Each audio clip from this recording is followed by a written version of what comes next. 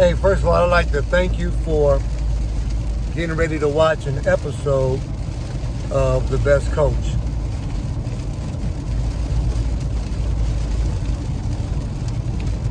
Enjoy. As a coach and as a parent and as a human, when you're trying to be, a positive example, even though I like to have fun, I like to express myself, I do consider myself weird, only weird because I do think outside of the box and getting things done. But on this particular episode, I would like to discuss sexually transmitted diseases. And, for the student athletes, the young football players, you want to make sure that if you are involved in some type of sexual activity, you need to be aware not only of the pregnancy, but also the concept or the idea that there could possibly be a sexually transmitted disease. I know it's against the rules to explain anything from a spiritual standpoint, because that gets people all up in arms. But there is a sense of negativity that comes in your life that you deal with, I believe, when you are involved in something that we're not supposed to be involved in. And that goes for a lot of things. And a sexually transmitted disease is one of those things that brings an awareness to the fact that we need to be careful. We need to be on our P's and Q's. We need to make sure our I's is dotted and our T's are crossed, and that we are not involved in any situation that is sexually transmitted in a negative fashion from a sexual standpoint or any other element or situation, period. So, let's just paint a picture real quick. You're on the football team and there's a party this weekend. Everybody's going. Y'all talked about it already. You're going to go to the party and, kick it. You're going to relax, have a good time. You've been practicing hard. You've been studying. And you want to enjoy yourself a little bit. So you meet a woman, whether you met her yourself, somebody else brought her to your attention, however else it may have occurred, third party interactions, period. You and this young lady now are enjoying yourselves, having a great time. One thing leads to another. Situation gets hot and heavy, possibly. Or maybe it don't have to even get hot and heavy. Maybe it just could be some agreement that you and her worked out. And next thing you know, something happens sexually. If there is no protection involved, if somebody don't believe in protection, or somebody believes that protection blocks the feeling, and if the young lady perhaps is allergic to protection and she has not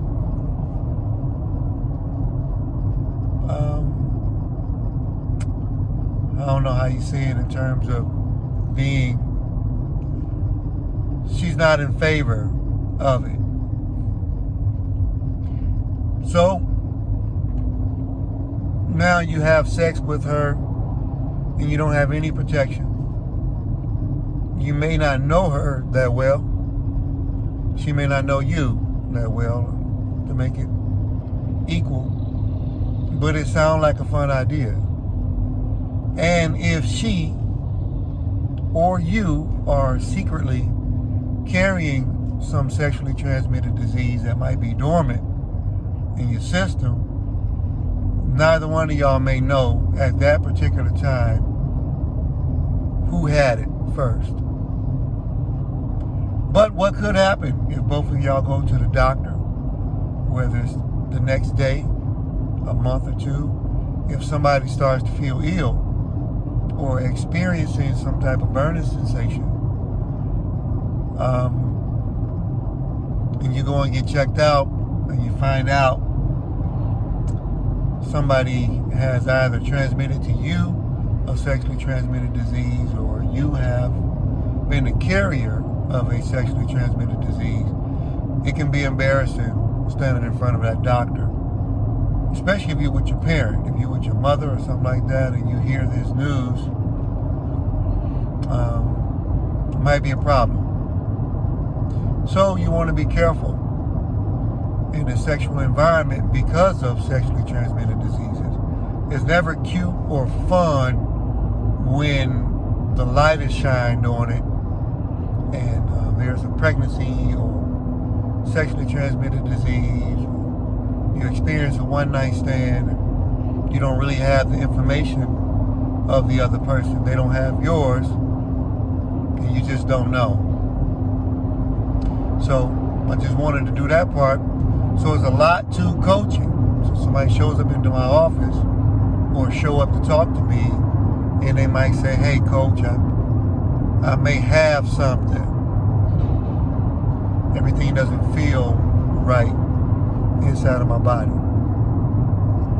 So I would be supportive if we talk to the parents, if we call a physician, a doctor, one of their doctors or team doctors or someone who can assist us, try and make an assessment to find out what's going on. So by sharing information with me, you're letting me know the details. Hey, I was in a situation where I experienced this action with this woman. Or if somebody is open nowadays, it could be if somebody experiencing something with the same sex. So all of this is serious. None of it is a joke. All of it is modern, and all of it is real. Because I will not discriminate against somebody because of preference, or kick somebody off the team because of a choice or something they made with a person. Just try to figure it out from that point forward. But I'm on your side, and let's be as positive as we can be, and we'll go from there. So that's my portion about a sexually transmitted disease. That's my football talk. That's the coaching side of me in terms of giving it to you on the level of what the actual player could be going through. Now, let's talk about some X's and O's for a few minutes, if you don't mind. Let's get into the real coaching part. Let's talk about, I've been talking about, from an offensive standpoint, the first episode that I did, I talked about the left tackle. The second episode that I did, I talked about the left guard. And the third episode that I did was just about me being down and at Mercedes-Benz a while ago, not too long ago, experiencing football again, which I'm thankful for. But this particular episode now is about the center. The center, for my fans who don't know anything about football, is one of the 5 big men that are up front. They do the blocking. They do most of the real work that's necessary for the football to be moved down the field offensively to score touchdowns.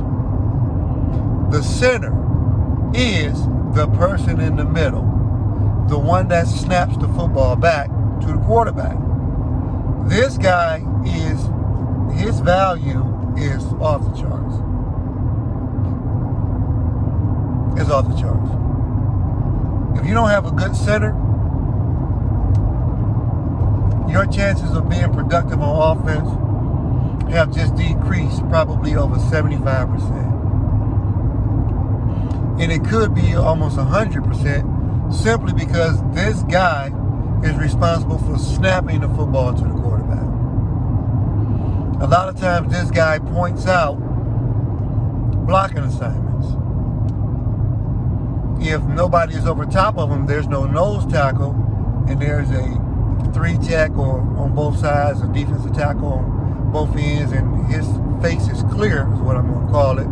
Sometimes his assignment is to get hands on and work to the Mike backer or Will backer on the weak side or whatever else, whoever's in that box. Or if that level is clear, to get to the safety. But the center snaps the ball. The center calls out the formations. The center, if you got yourself a real good center, he can pull. Now, I haven't talked about that much, but a good center can pull. He can snap the football and he can pull left or right in my concept, in my counter concept, in my, I can do it in my power concept too. But a center definitely is responsible for blocking down both ways, left and right. He actually is responsible for getting to the Mike backer if he is uncovered. So if there's a 5-man front, which is a high front, then normally the center is responsible for the guy over top of him, which we're labeling as the nose tackle. In a huddle, this guy will be the one that is the staple, the fire hydrant, as to where the huddle is set up at. So he's the one, he's very, very valuable, I'm going to say that. The center is, it gets kudos from me on the highest level possible. So, got a chance to talk about a center. Anybody ever have any questions? You can put them in the comments. I would love for you to subscribe, comment, give it a thumbs up or thumbs down. I'm talking football, and I'm also talking about life, in the life of a football player and the life of a coach as well.